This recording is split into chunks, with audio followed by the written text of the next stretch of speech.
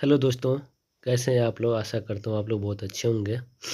आप सभी दोस्तों का स्वागत है आपका अपना यूट्यूब चैनल यूनिक एकेडमी पे। मैं राहुल कुमार आज बात करने वाला हूँ दोस्त, साइंस क्लास 7 का चैप्टर नंबर 3 उष्मा से रिलेटेड कुछ महत्वपूर्ण बिंदु लाए हैं महत्वपूर्ण टॉपिक के साथ। ठीक है दोस्त, आप देखिएगा तो आपको पता चलेगा। जैसे देख लीजिए टॉपिक में इसमें क्या क्या है दोस्त। तापमान और मापन हो जाएगा, इससे रिलेटेड कुछ महत्वपूर्ण बिंदु है जिसको हम लोग समझेंगे। इसको समझने उसके साथ साथ देखिए इसका जो दूसरा टॉपिक है उष्मा का स्थानांतरण, इसके बारे में कुछ टॉपिक है, इसको पढ़ेंगे। फिर अगला तीसरा है तटीय पवनें, इसके बारे में दोस्त हम लोग पढ़ेंगे। ठीक, वस्त्र और उष्मा के बारे में पढ़ेंगे। इस तरह से अन्य महत्वपूर्ण तथ्य है उसके बारे में पढ़ेंगे। इसको पढ़ने के बाद इसका वन लाइनर हम क्वेश्चन लाने वाले हैं। ठीक है दोस्त, ताकि आपको थ्योरी के साथ आपको कंसेप्ट क्लियर होना ज़रूरी है। ये बहुत ही इम्पोर्टेंट है हर एक एग्ज़ाम के लिए दोस्त, तो आप इसको ज़रूर देख के जाइए।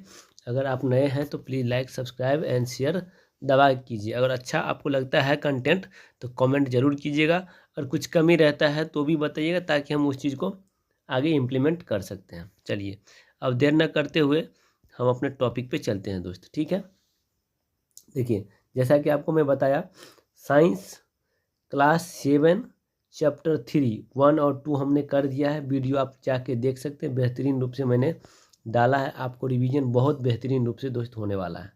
ठीक है, क्योंकि BPSC TRE 4 आने वाला है। ठीक है, बहुत जल्द उसका नोटिफिकेशन लगभग मिल जाएगा। ठीक, साथ में आपको AEDO का चल रहा है अभी, तो उसके अकॉर्डिंग आप तैयारी में ही पूरा जी जान लगा दीजिए। चलिए अब हम बात करते हैं तापमान और मापन। देखिए पहला पॉइंट करते हैं उष्मा। उष्मा क्या है? हीट जिसको कहते हैं। यह ऊर्जा का एक रूप है जो उच्च तापमान वाली वस्तु से निम्न तापमान वाली वस्तु की ओर प्रवाहित होती है। उच्च तापमान वाले वस्तु मतलब जिसमें हीट ज़्यादा होगा, उधर से जिधर कम होगा उधर क्या होता है, धीरे धीरे धीरे धीरे प्रवाहित होता है। उसी को हम क्या कहते हैं? उष्मा। जैसा कि आप देखते होइएगा कि जो हम चाय ताय बनाते हैं तो चाय का प्याली क्या होता है, जब धीरे धीरे गर्म होता है तो वो डंटी के उसका डंठल की तरफ धीरे धीरे क्या होता है, हीट आता है। ठीक है, तो जिधर टेम्परेचर ज़्यादा रहेगा उधर से जिधर कम रहेगा उधर की तरफ क्या होता है, प्रवाहित होता है। फिर देखिए ताप, ये टेम्परेचर। देखिए किसी वस्तु की उष्णता मतलब गर्मी की विश्वसनीय माप को ताप कहते हैं। समझ गए ना, टेम्परेचर जिसको कहते हैं। तो टेम्परेचर की जो हम गर्मी जो मेजर करते हैं उसी को हम क्या कहते हैं, ताप। तीसरा नंबर पॉइंट देखिए, तापमापी थर्मोमीटर कहता है ताप मापने के लिए उपयोग की जाने वाली युक्ति, जो इंस्ट्रूमेंट से हम उपयोग करते हैं उसको मापते हैं टेम्परेचर को, उसी को तापमापी कहते हैं।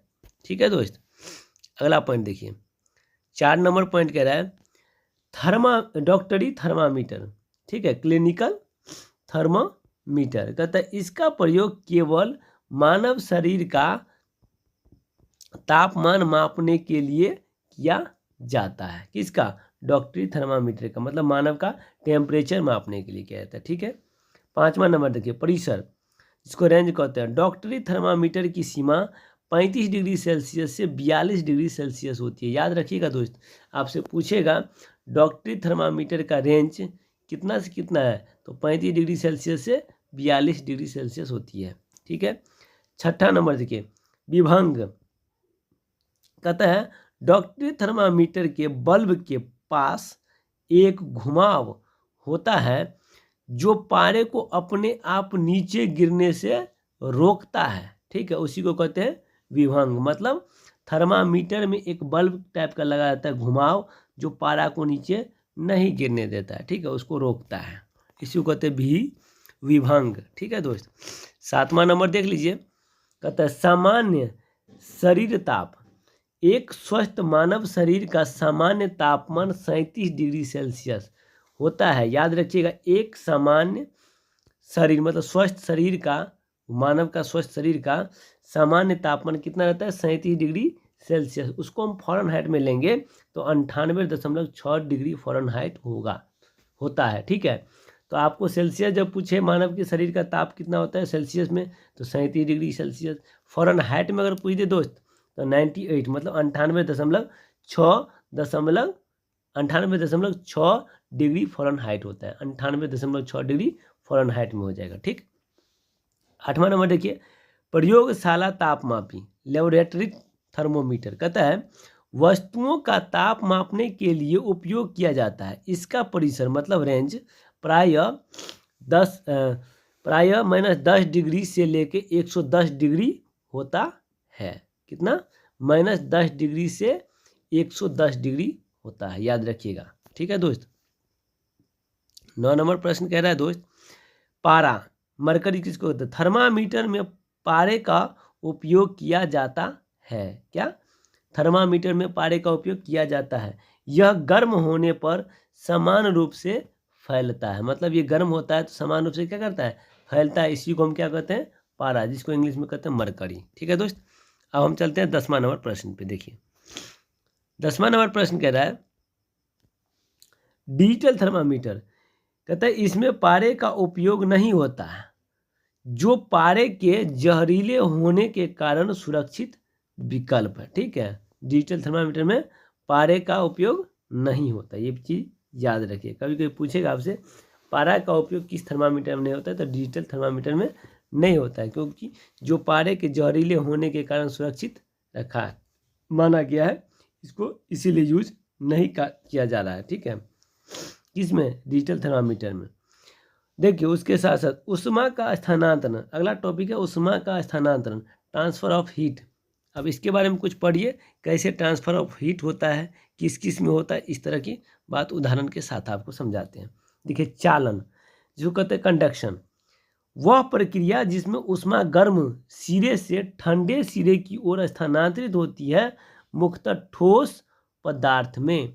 जो ठोस पदार्थ है उसमें उष्मा जो है गर्म से लेके ठंडे की ओर ट्रांसफर होती है, उसी को हम चालन कहते हैं। जैसे उदाहरण के तौर पर ले लीजिए चालन, चाय में रखी स्टील की चम्मच का सिरा धीरे धीरे गर्म हो जाता है, होता है ना।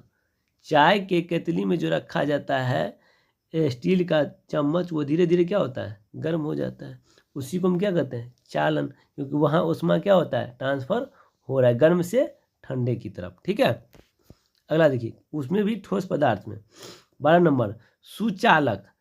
देखिए कंडक्टर्स कहते हैं वे पदार्थ जो अपने से होकर उष्मा को आसानी से गुजरने दें, मतलब जिससे उष्मा ट्रांसफर होता है, पास होता है, गुजरने का मतलब पास होता है, उसी को कहते हैं सुचालक। ठीक है, जैसे देखिए दोस्त उदाहरण के तौर पर सुचालक का एल्युमिनियम, लोहा और तांबा से क्या होता है?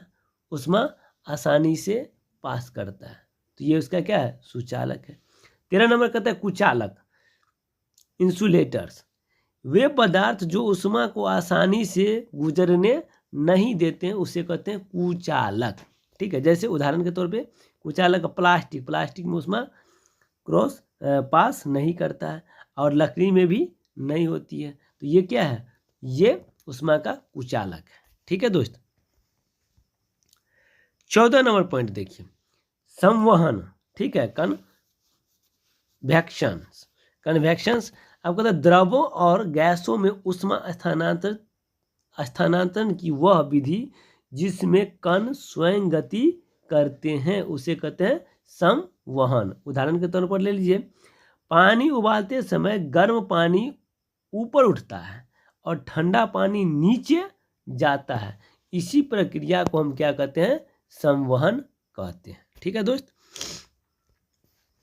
15 नंबर देख लीजिए। 15 नंबर कहता है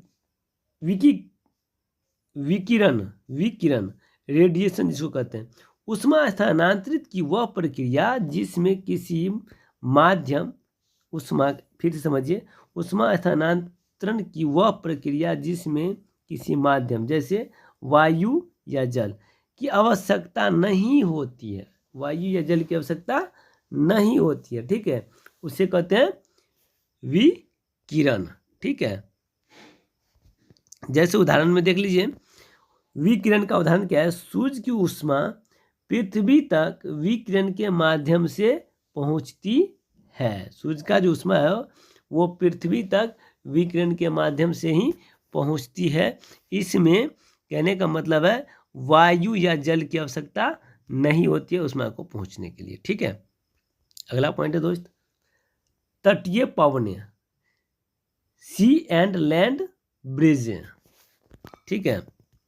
अब देखिए इसके बारे में थोड़ा सा पढ़िए।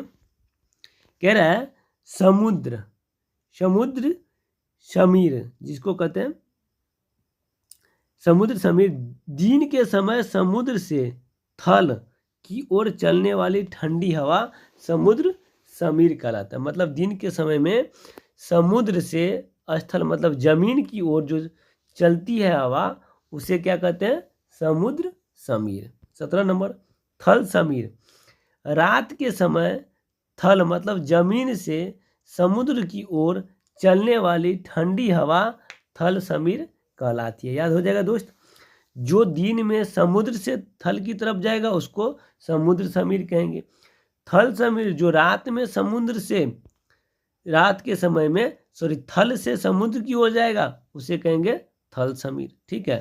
तो यहाँ दिया भी है थल तो पहले थल आ जाएगा, यहाँ समुद्र दिया, यहाँ दिन के समय में समुद्र से स्थल की तरफ मतलब इसका अपोजिट होता है, यहाँ रात में वहाँ दिन में, ठीक है। इस चीज़ को याद रखिएगा। साथ में देखिए 18 नंबर, दिन का तापमान, कहता है दिन में थल समुद्र की तुलना में जल्दी गर्म हो जाता है। दिन के समय में थल जो है, जमीन जो है समुद्र की तुलना में जल्दी गर्म हो जाता है, ये भी याद रखिएगा। कभी कभी पूछ देता है दिन में समुद्र गर्म होता है जल्दी या थल जल्दी गर्म हो जाता है, तो याद रखिएगा इस दिन के तापमान में मतलब दिन में स्थल जो है ना, थल जमीन जिसको कहते हैं, समुद्र की तुलना में जल्दी गर्म हो जाता है। 19 नंबर, रात का तापमान, याद रखिएगा दोस्त, रात का, ये था दिन का, अब होगा रात का।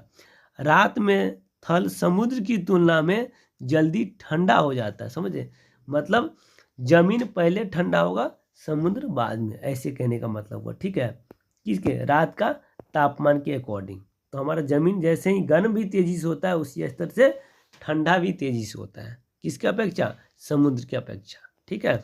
इसको याद रखिएगा। अगला पॉइंट है हमारा वस्त्र और उष्मा, ठीक है, क्लोथ्स एंड हीट। कहता है 20 नंबर है गहरे रंग के वस्त्र, ये पॉइंट है, गहरे रंग के वस्त्र ये उष्मा को अधिक सोखते हैं इसलिए सर्दियों में आरामदायक होते हैं, ठीक है, समझिएगा। ये उष्मा को अधिक सोखते हैं, कौन, गहरे रंग के वस्त्र जो होते हैं, इसीलिए सर्दियों में आरामदायक होते हैं, सही बात है। हल्के रंग, हल्के 21 नंबर कहता है हल्के रंग के वस्त्र, कहते हैं ये उष्मीय विकिरण को परावर्तित करते हैं इसलिए गर्मी में पहने जाते हैं। हल्के रंग का गर्मी में पहनिएगा तो गर्मी कम लगेगा। अगर आप जैसे गर्मी में अगर काला पहनिएगा तो आपको ज़्यादा लगेगा क्योंकि वो उष्मा को खींचता है, और जैसे वाइट अगर पहनते हैं गर्मी में तो वो उष्मा को क्या करता है, रिफ्लेक्ट करता है, तो गर्मी कम लगता है, ठीक है। इसीलिए गर्मी के मौसम में हल्का कलर का कपड़ा पहनना चाहिए। अगला देख लीजिए 22 नंबर, सफ़ेद पेंट का उपयोग, समझ गए, गर्म इलाकों में घरों की बाहरी दीवारों पर सफ़ेद पेंट किया जाता है ताकि वे कम गर्मी सोखे। आपको अभी बताएं, आप अगर वाइट कपड़ा पहनिएगा, वाइट पेंट कीजिएगा तो इससे क्या होता है कि उसमें वो टेम्परेचर क्या करता है, रिफ्लेक्ट कर देता है, ठीक है, तो गर्मी कम लगता है। वही बात हर चीज़ में अप्लाई होता है, ठीक है। 23 नंबर, ऊनी वस्त्र, ऊन उष्मा का कुचालक है, समझ गए ना, इसमें ट्रांसफर उष्मा नहीं होता है और इसके रेशे के बीच फंसी वायु शरीर की गर्मी को बाहर आने से रोकती है, ठीक है, इसीलिए उनके कपड़े ठंड के मौसम में गर्म होते हैं, ठीक है। 24 नंबर देख लीजिए दोस्त, कहता है वायु एक कुचालक, वायु एक कुचालक, वायु उष्मा की कुचालक होती है, इसी कारण दो पतले कंबल एक मोटे कंबल से अधिक गर्मी देते हैं। ध्यान समझिएगा, वायु एक कुचालक होता है, ठीक है। वायु ऊष्मा की कुचालक होती है। क्या है? कुचालक होती है। इसी कारण दो पतले कंबल एक मोटे कंबल से अधिक गर्मी देती है, ठीक है, क्योंकि ये ऊष्मा का क्या है? कुचालक है। कहने का मतलब ऊष्मा इसमें क्रॉस पास नहीं होता है। 25 नंबर, पराबैंगनी किरणें विकिरण का एक हिस्सा जो ऊष्मा पैदा करता है, विकिरण का एक हिस्सा जो ऊष्मा पैदा करता है, ठीक है, उसे पराबैंगनी किरणें कहते हैं। अब चलते अन्य महत्वपूर्ण तथ्य पे। अन्य महत्वपूर्ण तथ्य थोड़ा सा हम लोग समझ लेते हैं क्या क्या है। 26 नंबर, तांबे का पेंदा, कहता है स्टेनलेस स्टील की कढ़ाई के नीचे तांबा लगाया जाता है क्योंकि तांबा स्टील से बेहतर सुचालक है। क्योंकि इसमें क्या है? तांबा में अच्छा से ट्रांसफर होता है ऊष्मा, ठीक है, किसके अपेक्षा? स्टील की अपेक्षा, इसीलिए इसको पेंदी में लगाया जाता है, ठीक है, बर्तन के पेंदी में। 27 नंबर, विस्तार, कहता है गर्म करने पर पदार्थ फैलते हैं। किसी भी चीज़ को अगर उसमें भी गर्म जितना किया जाता है वो उतना क्या होता है? फैलता है। खासकर पदार्थ की बात किया जा रहा है। 28 नंबर, संकुचन, ठीक है, ठंडा करने पर पदार्थ सिकुड़ते हैं। आप देखते हुएगा अधिक से अधिक ऐसे चीज़ है इसको ठंडा करिएगा तो वो सिकुड़ जाएगा, गर्म कीजिएगा तो वो फैल जाता है, ठीक है। 29 नंबर, ऊष्मा संतुलन। ऊष्मा संतुलन क्या है? जब दो वस्तुओं का तापमान समान हो जाता है तो ऊष्मा का प्रवाह रुक जाता है। जब दो वस्तुओं का तापमान बराबर हो जाता है, समान हो जाता है, तो ऊष्मा का प्रवाह जो है रुक जाता है, मतलब ऊष्मा पास नहीं करता है, ठीक है। 30 नंबर, ऊष्मीय ऊर्जा। ऊष्मा को ऊर्जा का एक रूप माना जाता है। ऊष्मा को ऊर्जा का एक रूप माना जाता है, उसे कहते हैं ऊष्मीय ऊर्जा। 31 नंबर, तापमान स्केल। देखिए सेल्सियस, इसको कहते हैं सेल्सियस, ये सिंबल है सेल्सियस का, और फ़ारेनहाइट, इसको कहते हैं फ़ारेनहाइट। दो समान स्केल है। क्या है? दो सामान्य स्केल है, तो याद रखिएगा। और आपको अभी जस्ट हमने चर्चा भी किया था कितना डिग्री रहेगा तो उसको फ़ारेनहाइट में कितना लिया जाएगा। अगला देख लीजिए 32 नंबर, ठीक है, कहता है 32 नंबर, SI मात्रक। तापमान का अंतर्राष्ट्रीय मानक मात्रक केल्विन है के, ठीक है, आपसे पूछेगा तापमान का अंतर्राष्ट्रीय SI मात्रक क्या है? केल्विन है, ठीक है। 33 नंबर, द्रव्य तापमापी। जिसमें पारे का उपयोग होता है उसे कहते हैं द्रव तापमापी, ठीक है। 34 नंबर, अधिशोषण। गहरे रंग की वस्तुएं प्रकाश और ऊष्मा को अधिक अवशोषित करती है। आपको बताए थे जो जितना गहरे रंग का रहेगा वो ऊष्मा को उतना ही अपनी ओर क्या करता है? खींचते हैं, ठीक है। जो जितना हल्का कलर रहेगा वो उतना ही ऊष्मा को रिफ्लेक्ट करते हैं, मतलब दूर रखते हैं, ठीक है दोस्त, ये चीज़ याद रखिएगा। उसके बाद इंसुलेशन, गर्मी को रोकने की तकनीक है, ठीक है। इंसुलेशन जैसे थर्मस, फ्लास्क। थर्मस में देखे होइएगा ये क्या होता है कि लगा रहता है, वो गर्मी को क्या करता है? रोक के रखता है, वो बाहर नहीं निकलने देता। इसीलिए थर्मस में लोग पानी रखते हैं, चाय रखते हैं, उस चीज़ को क्या करता है? गर्म करता है, क्योंकि वो उस गर्मी को बाहर निकलने ही नहीं देता है, ठीक है। इसी को कहते हैं इंसुलेशन, ठीक। आशा करता हूँ दोस्त आप लोग समझ गए होंगे। अगर आपको थोड़ा भी अच्छा लगा होगा please like, subscribe and share दबा के कर दीजिए, ताकि सबका भला हो और जो BPSC Tier 4 के लिए बच्चे तैयारी कर रहे हैं उसका भी भला हो, ठीक है दोस्त। थैंक यू, बहुत बहुत धन्यवाद दोस्त।